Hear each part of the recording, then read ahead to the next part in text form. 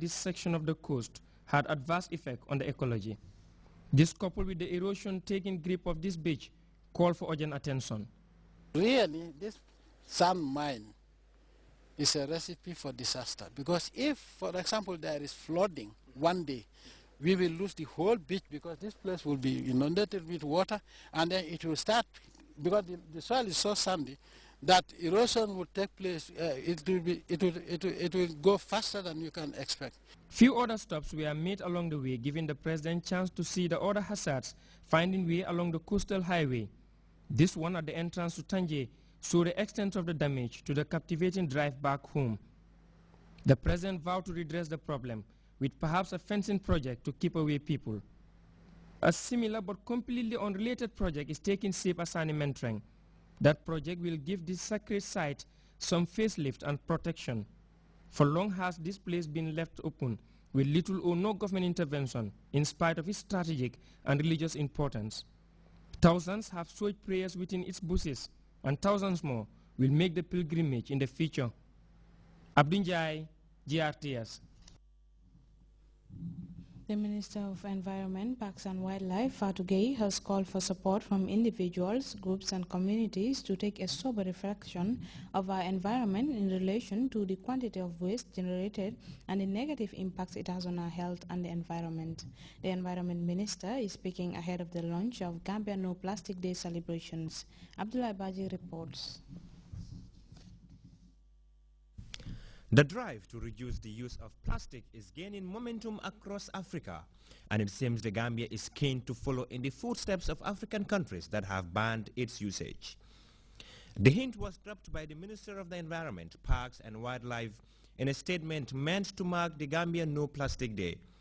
Considering the environmental and health impacts associated with the improper management of plastic waste, the government of the Gambia, under the leadership of His Excellency the President, Sheikh Professor Dr. Alhaji Yaya AJJ Jammeh, has recognized the need to develop strategies that are aimed at responsibly managing plastic waste in the country so that plastic waste menace could be a thing of the past.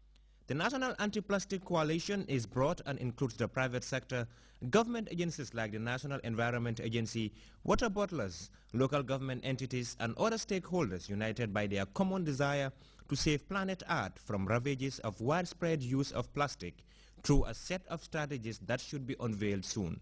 We want people to know what is happening. If you see people picking, at least you should know what they are picking. If we are picking the plastic, you should know, you should have the understanding that you should not be adding onto that. This is why we have selected a site like this. Okay. People are busy here and there's a lot of littering exercise in this area. Even banks and plastic producers are at forefront of efforts to reduce the negative effects of widespread use of plastic. And it seems that fledgling coalition is not only stopping at getting rid of discarded plastic. We are part of it since the inception. Since the first day we called for this idea of coming up with a committee that would be interested in the management of plastic waste in the country. Now, GAM Plus also we are going to initiate a recycling machine that will be able to recycle tons daily. That is, if we are able to have the plastic waste of the environment. Although there are plans to recycle discarded plastic, the Environment Minister thinks the public have a big role to play in the drive to make the Gambia plastic-free. The Gambia No Plastic Day, which will be launched tomorrow, is one of the identified strategies to tackle the problem of plastic waste in this country. Fellow Gambians and residents, there is no escaping the fact that the waste generated in the Gambia today is not only voluminous, but also complex and difficult to manage. And this trend can never relent without us having to change our attitudes towards the environment. Big heaps of plastic are a common sight, but it is hoped that with the advent of the machine capable of giving used plastic another lease of life, things could change for the better. For GRTS News, I am Abdullah Baji. Elected ward councillors within the Kanifing municipality have begun a two-day capacity building forum on the amended 2002 Local Government Act and Human Rights Protocols. The event, organized by the National Council for Civic Education, is funded by the United Nations Development Programme. The aim of decentralization is to redistribute power, responsibility and resources to the local level, develop capacity at the local level so as to realize the potentials of roles and responsibilities, and redefine the division of labor and responsibilities between the center and the local levels. On the heels of decentralization, they stood as a pillar enlightening the Gambian populace on their civic duties and rights, prominent among them ward councillors and social mobilizers. The NCC Act further mandates the Council to create and sustain awareness of constitutional democracy for the achievement of political, economic, and social stability through civic education. To enable councillors to perform their duties satisfactorily, they must know the laws that deal with not only with their rights and freedom, but also the rights and freedom of those they serve and those they relate to during the course of their functions. The National Advocacy and Governance Instituted Agency, founded in 1998, with the aim of advocating on civic duties and responsibilities, has the worrying concern of in attendance of Banjul City.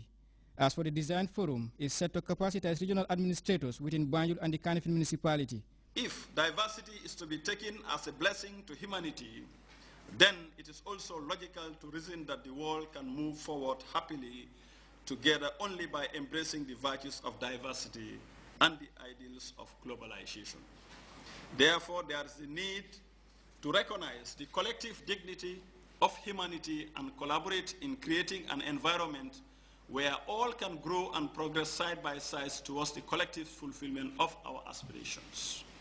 Areas of focus, Madam Chairperson, as I am made to understand, will include the Local Government Act 2002, human rights instruments, that is the 1997 National Constitution, and other international human rights instruments, and the human rights-based approach to development, commonly known as HRBA. The two-day training program, popularly meant for Voices of the People, seeks to equip ward councillors with the requisite knowledge on the 2002 amended Local Government Act, as well as human rights conventions. Babukar Kamara, GRTS. Groups from neighboring Casamance region recently took part in pre-planting farming activities on a vast land in Kanilai. The group, as we hear in this report by Babukar Senghor, was joined by volunteers from the Gambia. It's barely 2 weeks since they started clearing and are winding down efforts to rid the vast land of scrub and grass ahead of the farming season. They are not alone in the process, as they were joined by Chunk Esil Daga, another group from Casamance who also spent over a week on the farm with Kamayo group of the Gambia. The enthusiastic volunteers managed to get the work done with minimum efforts, as the 8.5 hectare land looked neat and ready for cultivation. Jibril Jata of the Mulum group attributed their successful clearing of the large farm and the enthusiasm demonstrated by his group to their love for President Jammeh, whom he said is an exemplary leader in Africa. Janki Koli and Sekuna Jaju extended gratitude to the people who work at the farm for the support they rendered to the volunteers.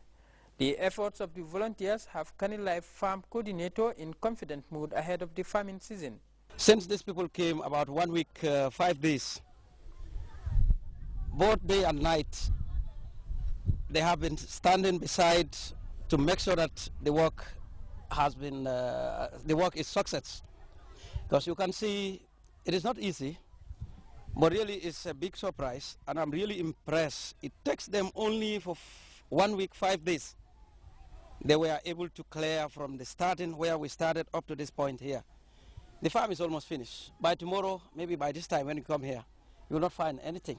They will clear the whole farm. Really, we are preparing for the rainy season. And right now, I'm not afraid now. Even whereas rain comes tomorrow, we have a portion. We are set, really. Despite the eye-catching and satisfactory work done on the farm by the various groups, the call for more helping hands continues to amplify in Kanilai.